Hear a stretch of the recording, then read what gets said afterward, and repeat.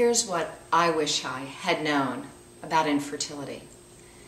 When I was experiencing secondary infertility, I encountered so many people who misunderstood me and didn't understand the disease of infertility. People who would say hurtful things like, "Why don't you just adopt?"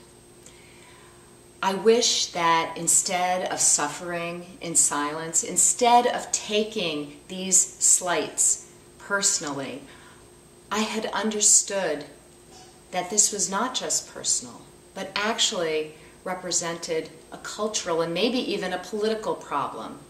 That people, more broadly, didn't understand the disease of infertility, didn't take infertility seriously, and that in many ways, infertility was where breast cancer had been 30 years ago, where people were affected by stigma and kept to themselves.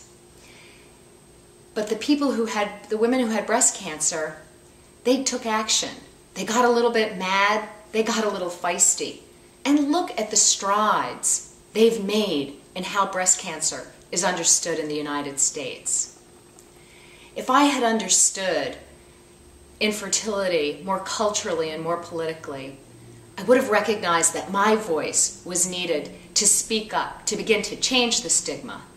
My voice was needed to speak up to make sure that infertility wasn't belittled, but it was instead taken seriously.